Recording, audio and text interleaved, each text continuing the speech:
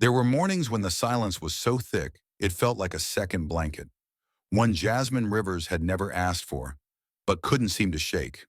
Her alarm clock screamed into the stillness at 5:04 a.m., sharp and unrelenting. She silenced it with a practiced swipe, then sat up slowly on the edge of the mattress. The floor was cold. The room is colder. Outside, Los Angeles was still dark, save for the glow of distant traffic lights blinking like tired eyes. Inside the apartment, nothing stirred, except the soft, rhythmic breathing from the room next door. Tariq, her little brother, 12 years old, still dreaming in a world Jasmine could no longer afford to believe in. He was the reason she rose before dawn every day, the reason she pressed through aching joints and passive-aggressive managers and polished smiles on faces that saw her only when they needed something. She padded barefoot across the worn wooden floor, careful not to wake him. The fridge hummed like a dying animal. A bag of lentils, a nearly empty carton of oat milk, and a single browning apple sat on the second shelf. She grabbed the milk and drank straight from the carton, too tired to care. The city outside had already begun to breathe, slow and industrial, with the occasional cough of a garbage truck. Jasmine, dressed in the dim light, slipping into the black pants and slate gray blouse that made up her server uniform. The shirt hung slightly loose on her frame, but it was clean and pressed. She double-checked the name tag. Jasmine, Section C. The edges were chipped from use. She pinned her hair back into a low bun, slick and simple. Light concealer under her eyes. Lip balm, no lipstick. Just enough to look awake, presentable, invisible if necessary. By 6:10 a.m., she was at the bus stop with a thermos of instant coffee and an old paperback tucked in her bag. The Alchemist, dog-eared and annotated like a prayer she kept returning to. The bus was nearly empty, save for an older man in janitor scrubs and a woman with 3 kids clinging to her hoodie. Jasmine nodded at them quietly. They were all the same, people the city didn't see but depended on. She arrived at Silver Willow, a high-end, minimalist chic restaurant in downtown LA, through the side entrance. The host stand gleamed under white pendant lights. The velvet curtains near the entry had been steamed to perfection. Everything was sleek, curated, unwelcoming. Her manager, Mr. Collins, was already there, clipboard in hand, Bluetooth headset in ear. He didn't look up when she walked in. "You're cutting it close," he said flatly, even though she was early. She offered a polite smile. "Good morning. You've got Section A today. Don't forget the napkins this time." Jasmine inhaled slowly and silently. She didn't remind him that it was Evan, the white server with a constant weed smell and a bad attitude, who'd forgotten napkins the day before. She didn't point out how Collins never scolded Clara, who took 40-minute breaks to flirt with influencers. She just nodded. Of course. That was what working here meant. Nodding, absorbing, pretending you didn't see the double standards folding in around you like ironed linens. The place was pristine on the outside. Polished concrete floors, white oak chairs, and truffle oil wafting faintly through the air. But beneath the surface, it was the same playbook. Smiles for the white staff, scrutiny for the others. By 8:01 a.m., Jasmine had already served 3 tables, refilled 10 water glasses, and replaced 2 cloth napkins because a woman didn't like the fold. She moved with ease, with grace, her steps quiet and fluid. She remembered birthdays of regulars, favorite wine pairings, and dietary restrictions. She could spot a nervous first date from 20 feet away and knew when to linger and when to disappear. And yet she was always addressed as Miss or You there. Never by name. She didn't let it show. She couldn't afford to. Back at home, Tariq had a math test today. Jasmine had gone over flashcards with him until midnight. He had an eye for numbers, a brain that built patterns from chaos. Unlike her. Jasmine's talent was endurance, taking heat and staying cool, holding silence when her spirit ached to speak. At 9:15 a.m., she took her first 5-minute break in the alley behind the kitchen. The air was sharp with the scent of citrus and diesel. She leaned against the cold brick wall, sipped from her thermos, and allowed herself 30 seconds of nothing. No orders, no forced smiles, no pretending. 30 seconds to remember she existed. Then the kitchen bell rang again. Showtime. She slid back into the rhythm. Pivot, Pour, smile, repeat. The clatter of cutlery and clinking of glasses formed a background symphony to her quiet grace. But something lingered in her chest today, a weight just below her collarbone. The kind of weight you didn't notice until it was all you could feel. She didn't yet know that today, the world would finally see her. She didn't yet know that a single decision, made in compassion, not protocol, would cost her everything she had, only to offer something greater than she ever thought possible. Late morning brought a strange buzz to Silver Willow, a subtle shift in the air that Jasmine had learned to recognize. It was the murmur of something unusual coming. She was delivering a carafe of cucumber water to a group of corporate clients in Section A when the host whispered hurriedly into her earpiece, "He's here." Jasmine didn't need to ask who. The tone told her everything. Outside, camera shutters began clicking before the door even opened. Within seconds, the restaurant's polished stillness turned into a quiet frenzy. Patrons straightened in their seats, servers stiffened their postures, and one of the junior chefs peeked nervously from behind the kitchen curtain. A Celebrity Noi, the celebrity had just walked in. Liam Radcliffe, movie star, tabloid magnate, human chaos. Jasmine kept working.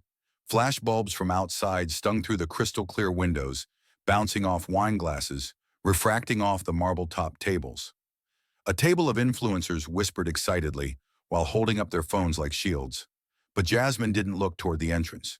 She had learned long ago, the more attention you give to spectacle, the less you can control the quiet things. And today, something else caught her eye. In the far corner by the window, a boy sat very still. He couldn't have been older than 8, his sandy brown hair slightly tousled, hands gripping the tablecloth like it was the only thing anchoring him to earth. His face was pale, wide-eyed, with an expression Jasmine didn't recognize at first, until his shoulders began to twitch. Small, almost imperceptible at first, then sharper, rhythmic. His name was Miles Donovan, though Jasmine didn't know that yet.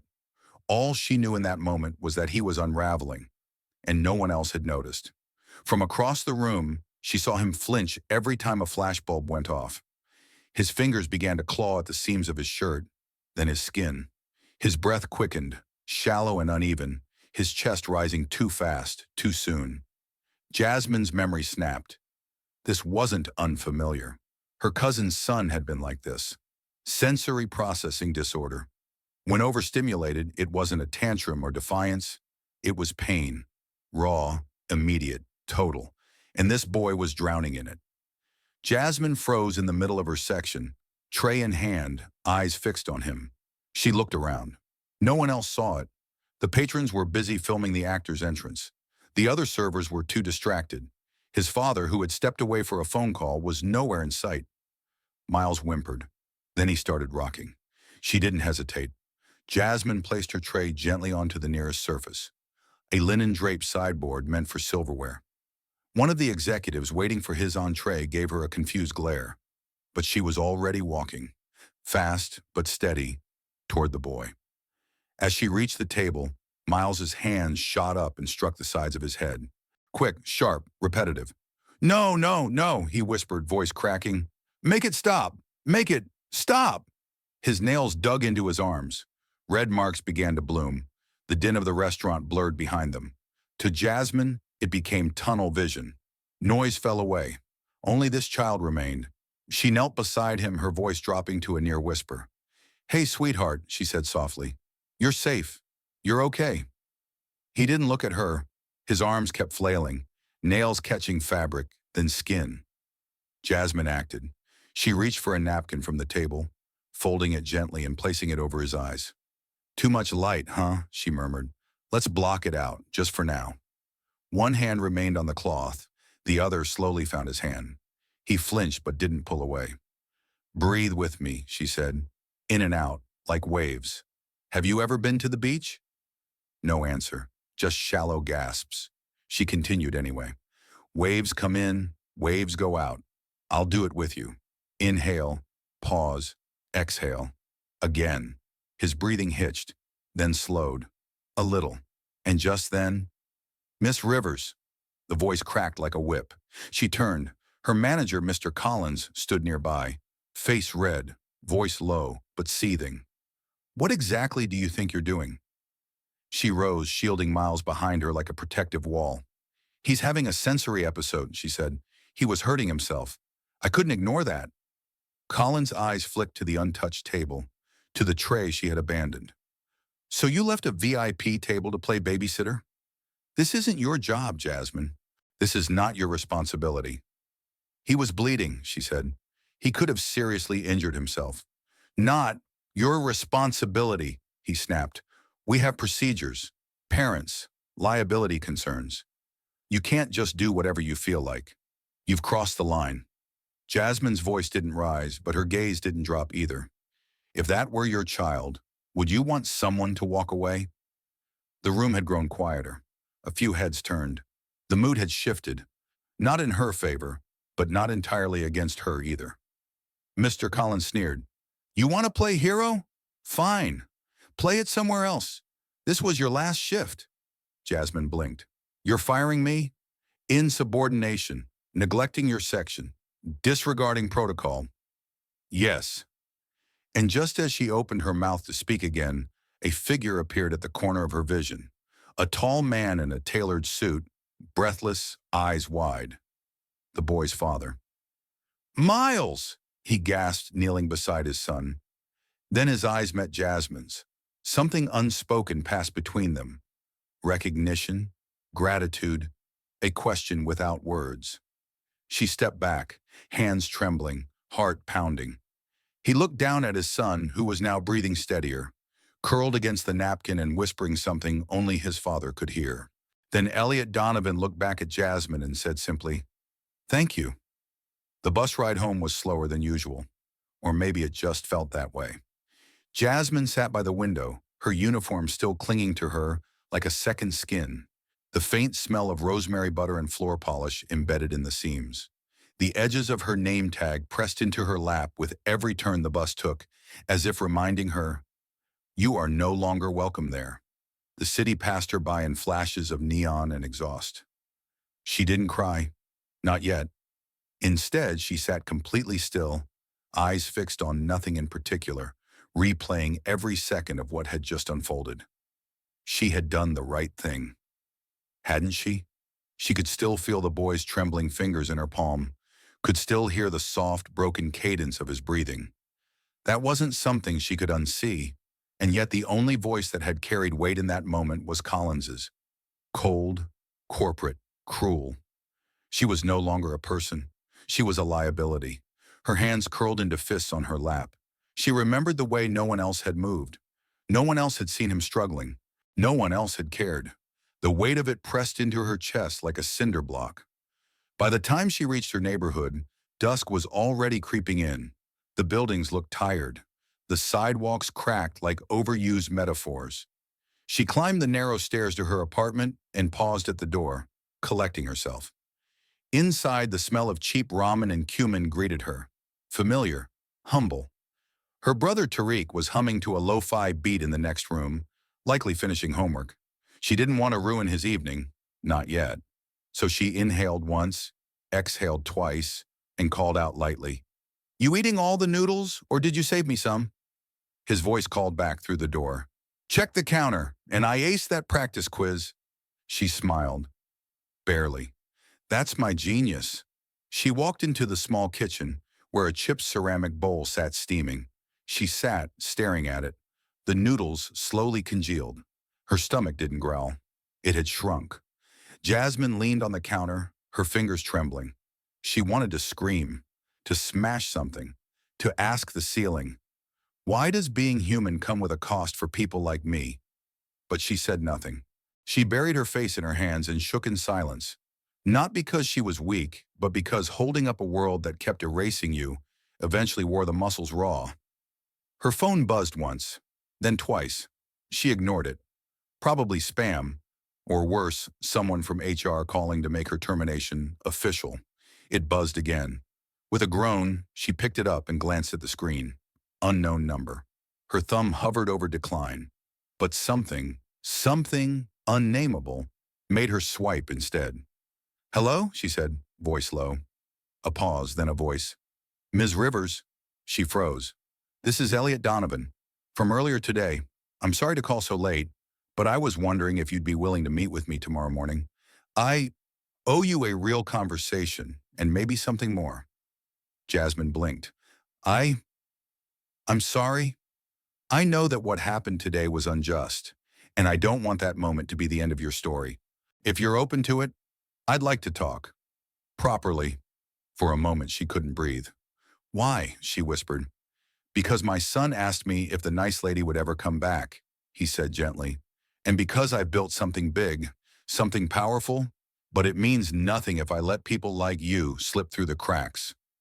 Jasmine gripped the phone tightly. I'll be there, she said. The next morning, the city was still wrapped in fog when Jasmine stepped off the metro and walked toward Donovan Holdings, a building she'd only ever seen in headlines and real estate blogs. She paused outside the mirrored facade, adjusting her coat. Her shoes were worn at the toes. Her resume was 3 jobs behind. But she stood tall. The receptionist smiled when Jasmine gave her name. That was new. She was led up to the 27th floor, high enough to feel like another world entirely. The walls were glass, the floors carpeted like clouds. And then, Ms. Rivers. Elliot Donovan appeared in rolled-up sleeves, no tie, looking like a man who had spent the night not managing a company, but watching over his son. He extended a hand. It was firm, warm. Thank you for coming. I almost didn't, Jasmine admitted. I'm glad you did. He motioned for her to sit. The chair was plush. The skyline behind him stretched forever. I won't take too much of your time, he began, but after what I witnessed yesterday, and after what I saw in my son's eyes when he spoke about you, I realized something. I don't need more people who can balance 6 wine glasses on a tray. I need people who can see what others miss. Those who act with heart. Jasmine didn't respond, so he continued. I'd like to offer you a position, not as a server, as a leadership trainee, fully paid, with a scholarship to finish your degree. You'll work closely with our hospitality teams and help me rebuild how we lead, how we train, how we treat. Jasmine's mouth parted. Nothing came out. Why me? She asked at last. He smiled. Because compassion shouldn't come with consequences, and because my son found peace in you. That's not just rare, that's irreplaceable. For the first time in what felt like years, Jasmine stood not on the receiving end of orders, but at the threshold of opportunity. It wasn't a rescue. She knew that. It wasn't about charity or guilt or optics. It was something else, something rarer. Recognition. She left Donovan Holdings that day with a folder in her hand and a dozen questions in her chest. The contract was real. The offer was generous. It came with a full scholarship, a living stipend, and a title she had never imagined seeing next to her name. Leadership Trainee, Cultural Integration and Guest Experience Division. Still, as she stepped back into her apartment that evening, the weight of disbelief clung to her. Did something happen? Tariq asked from the couch, eyebrows raised. Jasmine gave him a tired smile. Maybe, or maybe it's just the start of something. The following Monday, she returned to the same downtown skyline, but this time, through different doors. Donovan Group's hospitality division operated out of a separate building, sleek and sunlit, with a reception area that looked more like an art gallery than a corporate office. A young woman greeted her warmly and handed her a company badge. Welcome to the team, Jasmine, she said. You're with Marissa Velez today. That name rang a bell. Moments later, Jasmine met her. Marissa Velez, Director of Training and Development, known for launching some of the most inclusive restaurant concepts on the West Coast. A sharp-eyed Puerto Rican woman in her mid-40s, with an elegant streak of silver in her hair and an energy that filled the room before her voice did. You must be the girl who got fired for giving a damn, Marissa said as they shook hands. Jasmine blinked.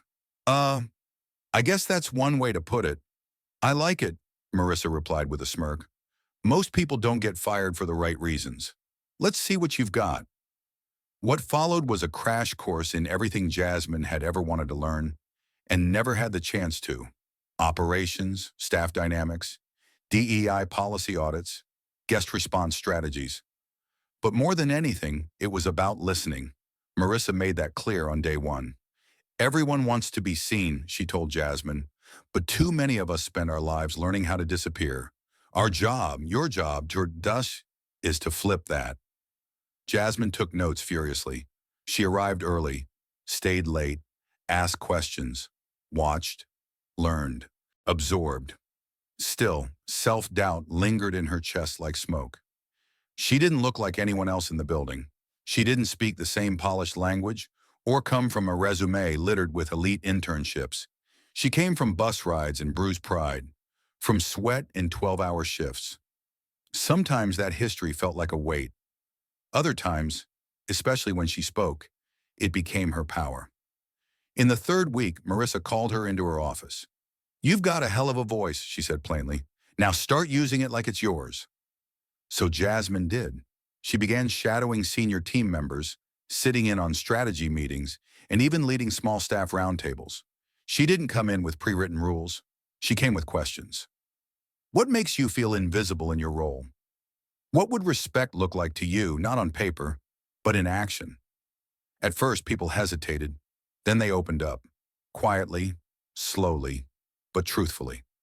Jasmine listened, not like someone looking for a promotion, but like someone who had once stood in their shoes and still remembered how it felt to be looked through instead of looked at. She collected stories, wrote reports, drafted frameworks that didn't sound like boardroom jargon but like human language. Some of her suggestions were small, changing how uniforms were distributed, altering break protocols to accommodate single parents. Others were more ambitious, like piloting empathy-based training modules or revisiting performance review structures to remove unconscious bias. Each time she spoke up in a meeting, her voice grew steadier. She didn't have to prove she belonged.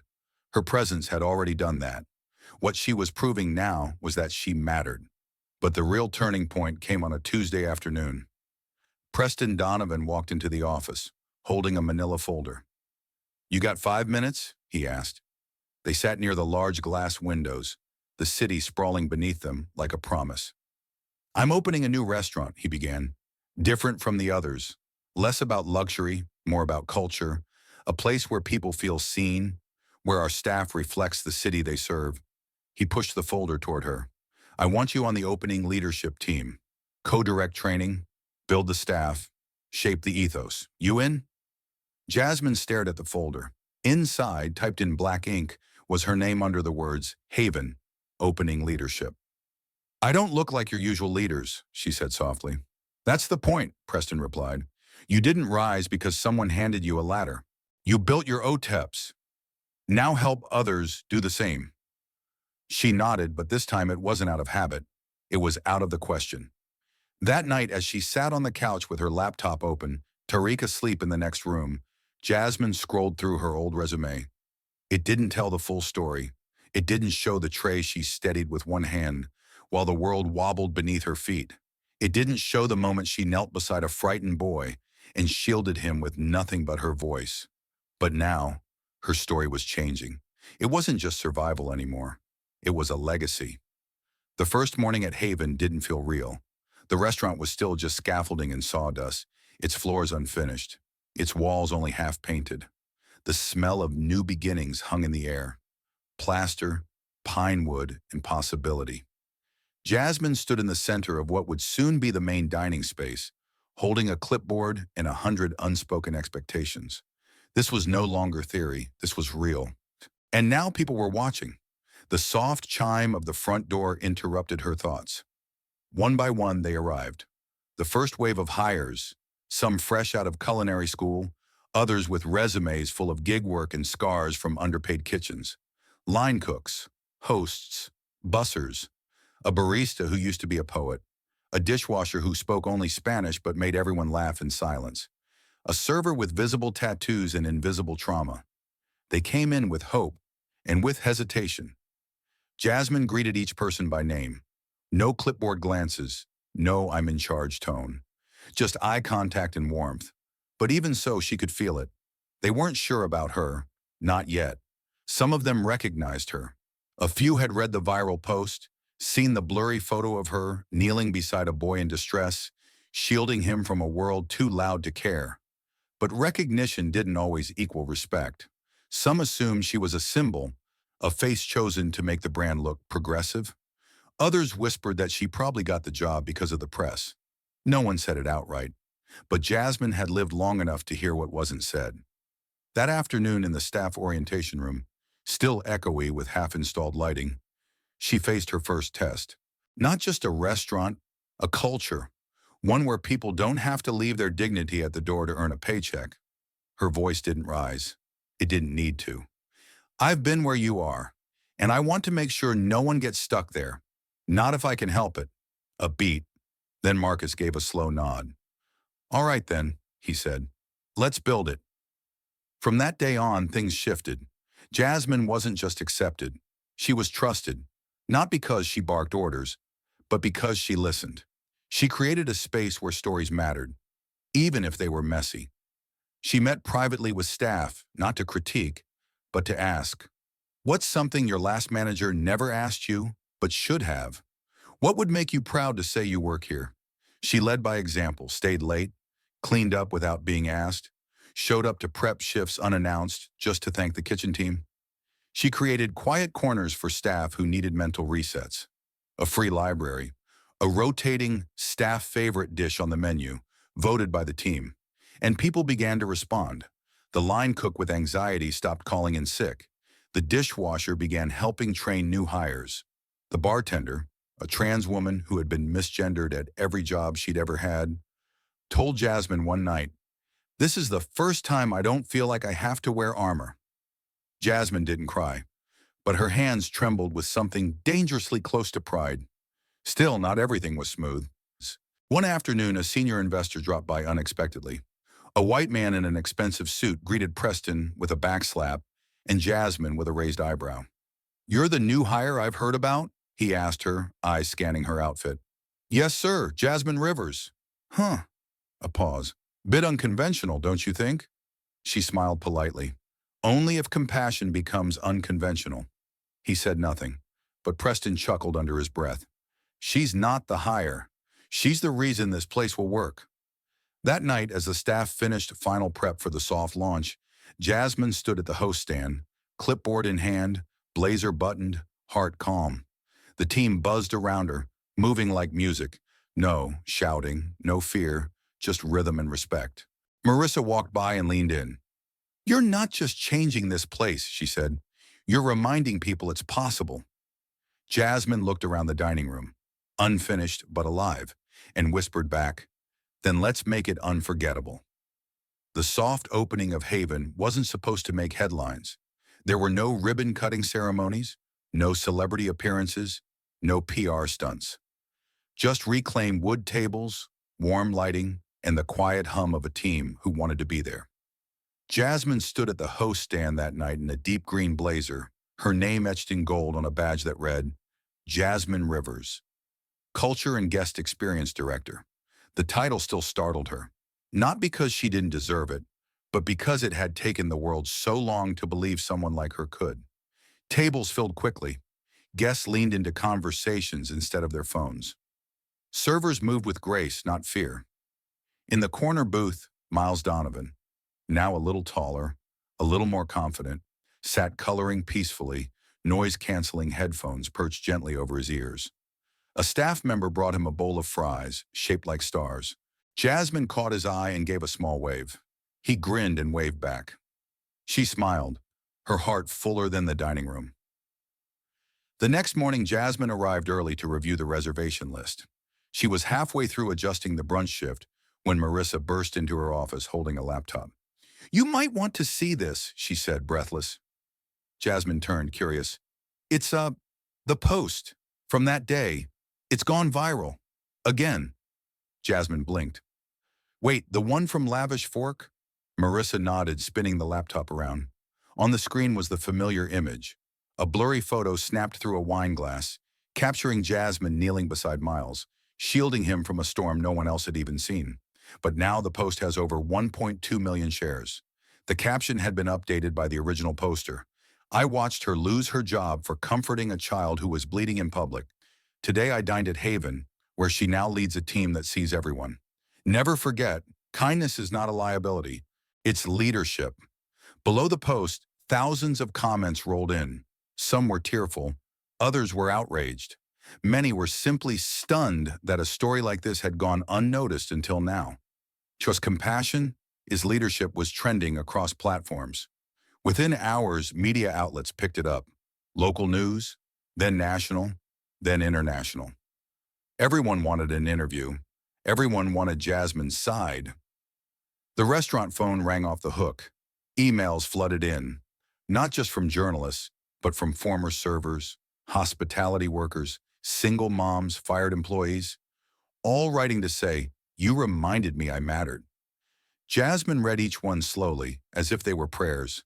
She couldn't answer them all, but she read every name. Later that week, Preston Donovan pulled her aside. "I know you didn't ask for this spotlight," he said, "but the industry's watching now, and they're not watching me. They're watching you." Jasmine hesitated.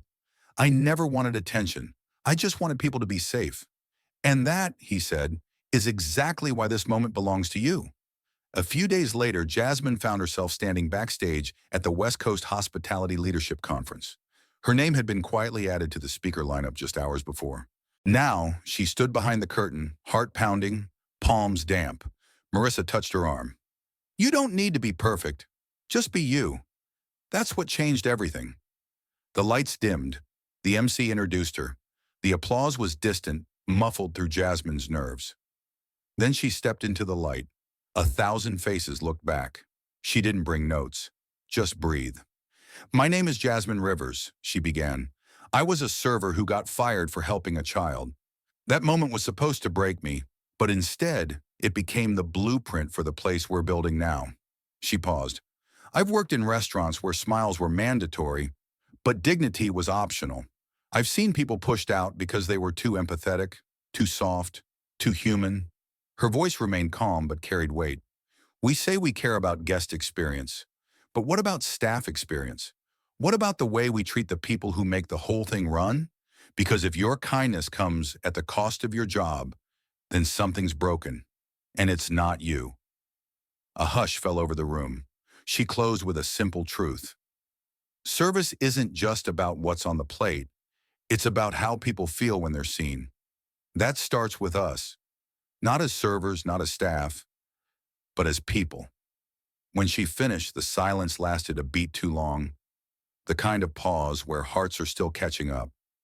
Then came the standing ovation. That night back at Haven, the staff surprised her with a small celebration. Cupcakes, balloons, a handmade card signed by the entire team, including the dishwashers and prep cooks. Inside the card, someone had written, "You didn't just give us a job, you gave us a voice." Jasmine pressed the card to her chest, eyes closed. For the first time in a long time, she didn't feel like she was surviving. She felt like she was building. Not just a restaurant, not just a culture, but a new kind of legacy, one built not on fear or silence, but on humanity. It was a quiet Wednesday afternoon when Jasmine saw the name on the reservation list. She blinked, then stared again. G. Collins. Party of one. Her first instinct was denial. Surely not that Collins. It had to be someone else. Maybe a tourist. Maybe a coincidence. There were probably a dozen men named G. Collins in Los Angeles. But as the door chimed open at 12:42 p.m., the coincidence walked through the front door wearing a navy blazer, an overconfident stride, and a face she could never forget. Gregory Collins, the man who had fired her in public, the man who had scoffed at her compassion, the man who had called a bleeding child a liability. He didn't seem to recognize her, nor immediately. He glanced around the restaurant, expression casual, evaluating, calculating. Jasmine remained still behind the host stand, heart pounding in her rib cage like it wanted out. He stepped forward. "I have a reservation, Gregory Collins." "Yes," she said. "I see it here." Then his eyes met hers, a flicker of confusion, then recognition, and then a flush of discomfort. He shifted on his feet. "Miss Rivers?" Jasmine gave a small, professional smile. "Right this way."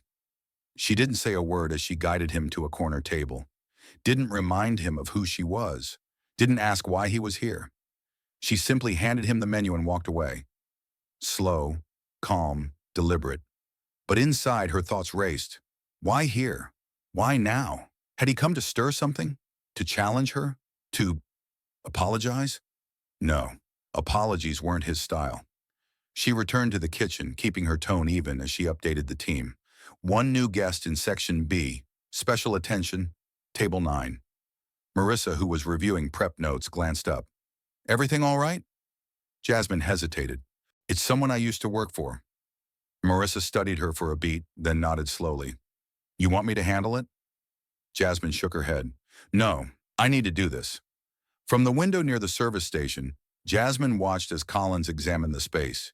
He took note of the decor, the staff uniforms, the subtle music playing in the background. His gaze lingered on the small frame photo near the entrance, a snapshot from Haven's opening week. Jasmine smiling beside Miles, whose tiny hands held a bowl of fries shaped like stars. Eventually, she approached his table. Are you ready to order? He looked up, jaw tight. I'll take the grilled trout and the kale basil salad. She scribbled it down. Anything to drink? Sparkling water. No lemon. She nodded, turned, and walked away, her heart steady now. Each step felt like closure. 10 minutes later, she returned with the food. He thanked her, awkwardly, and began eating in silence. Halfway through the meal, he spoke. This is impressive. She raised an eyebrow. The restaurant, he clarified. It's well run, clean. Staff seems happy. Culture feels tight. Not easy to pull off in this business. She said nothing. He leaned forward slightly. Listen, about before, I was under pressure. We had policies, procedures. That day, what happened was complicated. Jasmine kept her expression unreadable. Complicated, she echoed. You were out of line, he said, as if still convincing himself. But I've since watched the video, seen the post. I didn't expect all that to happen. Didn't expect it to become national. And if it hadn't, she asked softly. He paused. I'm just saying, he continued, maybe we both misjudged the moment. No, she replied gently. You misjudged the moment. I saw a child in pain, and I chose to act. His mouth tightened. I came here today, he said, because I wanted to see if it was all real. The story, the brand, the girl in the viral post. And I'll admit, I'm surprised. She met his gaze. People always are. There was no malice in her voice, only clarity. As he finished his meal, he asked for the check. Jasmine walked away and returned with the bill, but instead of placing it on the table, she held it in her hand. Mr. Collins, she said calmly, your meal today is complimentary. He blinked. I didn't ask for that. No, she said, but I'm offering it anyway. He seemed thrown off. Out of pity. She shook her head. Out of power. He looked at her, genuinely looked for the first time. She smiled, but not kindly. I don't need revenge, she said. This place isn't built on that. It's built on something you never understood. Grace. He stood slowly, placing his napkin on the plate. Well, good luck with it all. As he turned to leave, she added one final line. Not loud, but unmistakably firm. Next time, try not to confuse kindness with weakness. It's the most expensive lesson you'll ever learn. Later that evening, Jasmine stood near the window of Haven, watching the city lights flicker like distant stars. Marissa joined her, silent for a moment. That him? She asked. Jasmine nodded. Marissa smirked. He leaves with his ego intact? Mostly, Jasmine said, but he also left with a taste of something new. What's that? Jasmine turned toward her mentor. Dignity, served cold, with a hint of lemon he didn't ask for. They both laughed, but beneath the laughter, Jasmine felt something deeper settle. Peace, not because she'd confronted her past, but because she'd transcended it. And this time, no one could fire her for doing the right thing. Subject line, keynote invitation, Global Hospitality Ethics Forum 2025. At first, Jasmine thought it was a mistake. Spam, maybe. She'd barely returned from a 2-day training retreat in San Diego and had over 300 unread messages waiting. But the sender was real. The signature bore the logo of the World Hospitality Council. an international body known for its influence in shaping ethics, training, and leadership standards across the industry. She opened it. Dear Ms. Rivers, your work at Haven and your broader influence on the conversation surrounding empathy and service has not gone unnoticed. We would be honored to have you deliver a keynote speech at the WHC Ethics Forum in Geneva this June. Your story has become a catalyst for change. Now we invite you to shape the conversation on a global scale. Jasmine leaned back in her chair, stunned. For a long moment, she said nothing, just stared at the words on the screen. And then slowly, a breath escaped her lips. She had once been fired for caring too much. Now the world wanted to hear why she cared. 3 months later, she stood backstage in Geneva. The auditorium was massive, a sea of dignitaries, executives, policymakers, and students from over 40 countries. Screens flanked the stage with her name and title glowing beneath a soft spotlight. Jasmine Rivers, redefining leadership through compassion. Backstage, a young stagehand adjusted her mic. You nervous? He asked gently. Jasmine offered a small smile. I used to serve 12 tables on 2 hours of sleep. This is different, but not scarier. He laughed. They're lucky to hear you. She nodded. But just before stepping onto the stage, a voice behind her stopped her cold. Jasmine, she turned. An older woman stood just a few feet away. Sharp eyes, hair streaked with gray. A face Jasmine hadn't seen in over a decade, but could never forget. Ms. Holloway, her ninth-grade English teacher, the only adult who ever pulled her aside during those hard teenage years, handed her a copy of Maya Angelou and said, You're not loud, but when you write, the room listens. Ms. Holloway, Jasmine breathed, I saw your name on the program and, her voice cracked slightly, I just had to come see it for myself. Jasmine stepped forward, hugged her without hesitation. You always said I had something to say, she whispered. Ms. Holloway smiled. Now say it. The lights came up. The crowd quieted. Jasmine took the stage. No script, no teleprompter, just the truth. When I was 17, she began, I gave up a scholarship to keep a roof over my brother's head. I served tables, cleaned floors, smiled on command. And for years, I believed that my voice only mattered when I stayed quiet. She paused. But one day I saw a child in pain, and I didn't stay quiet. I acted. I lost my job, but I found my purpose. The screen behind her faded to black, then displayed a single line. Kindness should never cost you your place at the table. She spoke of systems that reward efficiency but ignore empathy, of cultures that value control over compassion, of moments where being human is labeled unprofessional. And she shared what Haven had become, not just a restaurant, but a blueprint for dignity. It's not just about how we serve guests, she said. It's about how we serve each other. If we create spaces where people feel safe, seen, and supported, the excellence will follow. When she finished, the standing ovation came not like a wave, but a rising tide. One voice, then another, then hundreds. Among them, Ms. Holloway, tears in her eyes. Later that evening, in the conference reception hall, Jasmine stood near the glass window overlooking Lake Geneva, sipping mineral water from a crystal flute. A man in a sharp suit approached.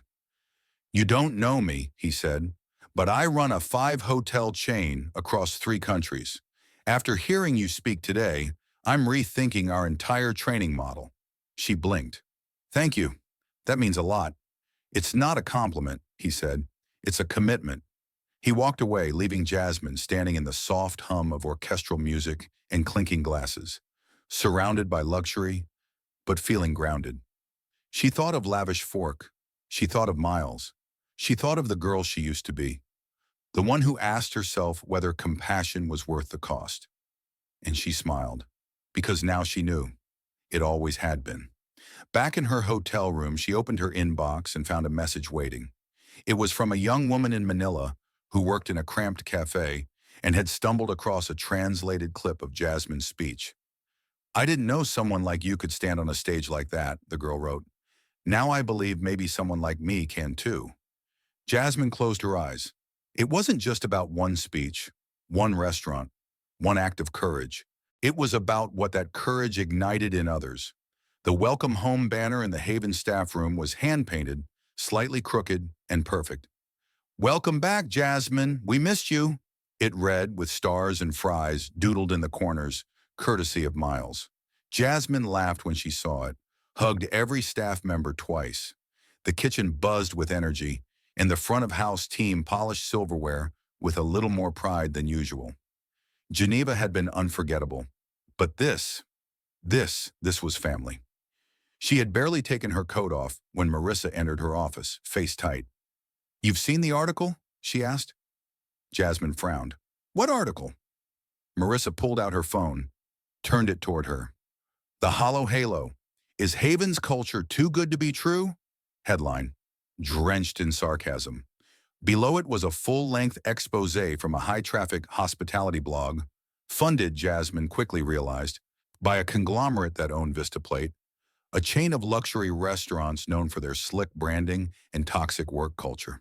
The piece implied that Jasmine's image was manufactured, that staff testimonials were coached, and worse, that her story had been inflated for marketing gain. Anonymous quotes, misleading screenshots, out-of-context staff messages, even old footage from Lavish Fork was edited to appear like she had caused a scene. Her chest tightened. "This is deliberate," Jasmine said, voice low. Marissa nodded grimly. "They're scared. They saw what Haven's become, and they're hitting first." "And the timing," Jasmine whispered, "right before we open the second location." By noon, the article had gone viral. Food bloggers debated her authenticity. News stations rehashed her past. Twitter, as always, polarized in real time. Some voices were supportive. "Even if the story was half true, it's still more than most chains offer. Leave her alone." Others less kind. "Another viral hero cashing in. Manufactured empathy is still capitalism." Jasmine sat still at her desk, the article open on one tab, emails piling up in another. Her hands hovered above the keyboard but didn't move. This wasn't just a hit piece. This was an attack on everything she had built. That evening, the Haven team gathered in the private dining room, usually reserved for staff celebrations or internal workshops. Now the atmosphere was tense, uncertain. Jasmine stood at the center. "I won't lie to you," she began, her voice firm. "This article was designed to make us doubt what we've created, to paint kindness as performance, to make honesty look strategic." She scanned the room. Faces she loved, trusted. "But we know better. We know what this place is. We are what this place is. And no headline, no near campaign, gets to rewrite that truth." Marcus, the sous chef who once questioned her authority, spoke up. "I've worked 12 jobs in 9 years. This is the first time I've woken up without dread. They can't take that from me." Others nodded. Quiet affirmations filled the room. Jasmine felt her throat tighten, not with fear but with gratitude. Still, she knew this storm wouldn't blow over easily. 2 days later, she received a message from Preston Donovan. "I trust you to lead this response, Jasmine. But if you need anything, legal, media, whatever, I'm with you. No conditions, no edits. Your voice. Your choice." She sat for a long moment, then typed a reply. "Then let's make them remember what leadership looks like." The next morning, Jasmine posted a video statement. No makeup team, no stage, just her, sitting on a simple bench outside Haven in uniform. A few days ago, an article suggested that this place and my story were part of a performance, that empathy can be staged, that people like us can't build anything real without an angle. But here's the thing. I don't lead through press releases. I lead by listening, by holding space, by showing up for my team. I've failed, I've grown, and I have receipts, not just on paper, but in people. If they want to question my resume, fine. But they should know my best work isn't on LinkedIn. It's in the lives changed by this restaurant. And one more thing.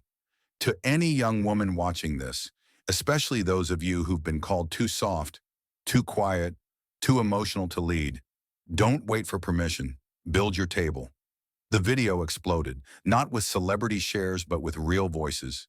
Line cooks, hotel clerks, grocery cashiers, night shift servers, all saying the same thing. "We see you. We've lived this too.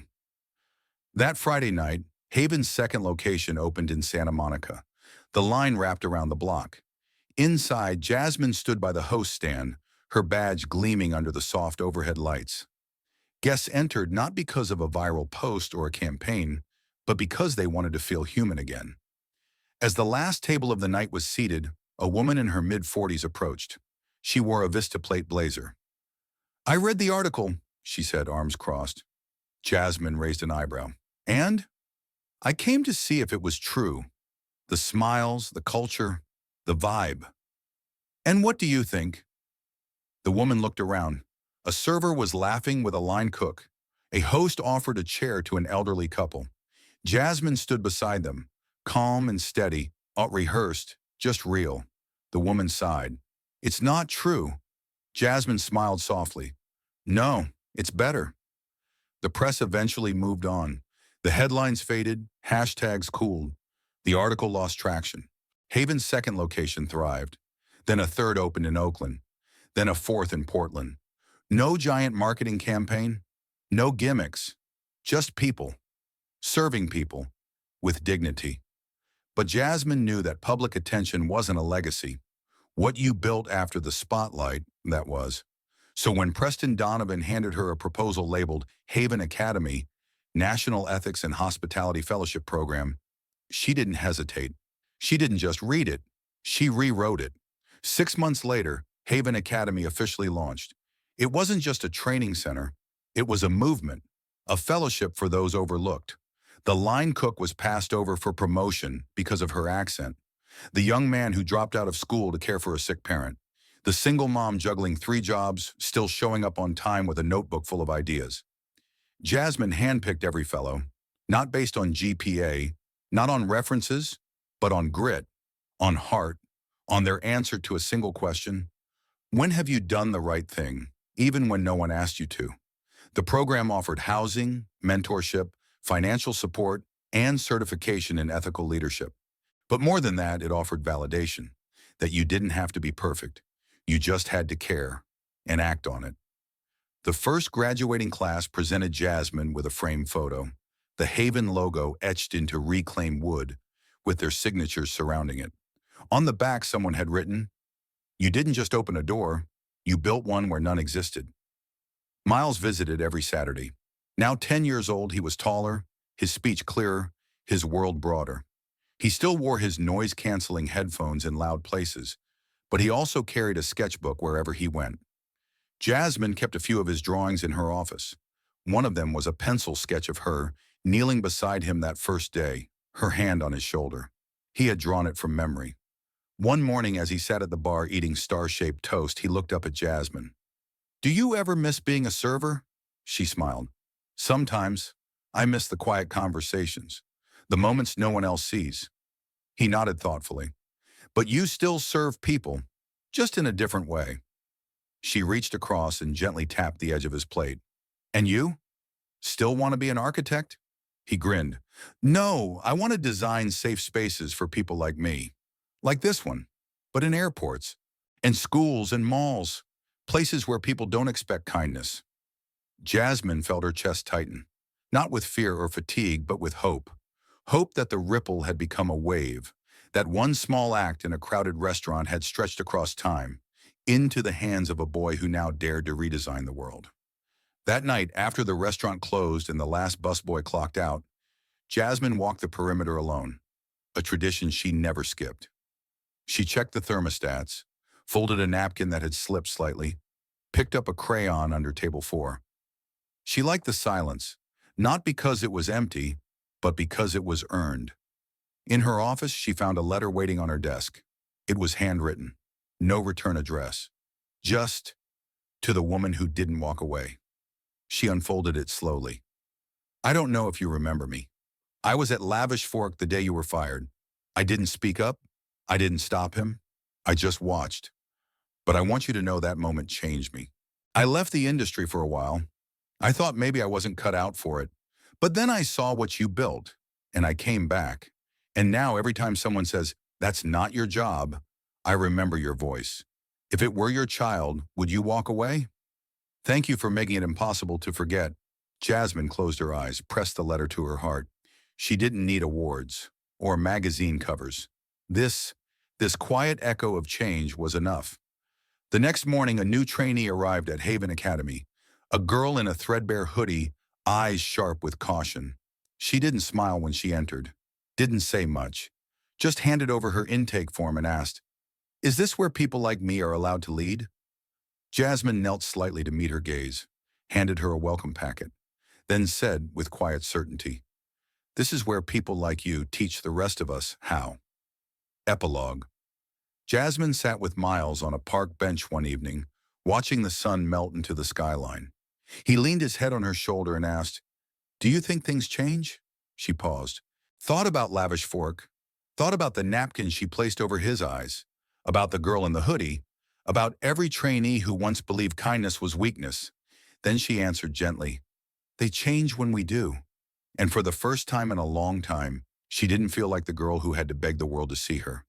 She felt like someone who had helped the world see itself more clearly, one act of courage at a time. In a world that often confuses kindness with weakness, Jasmine Rivers showed us that true strength isn't loud.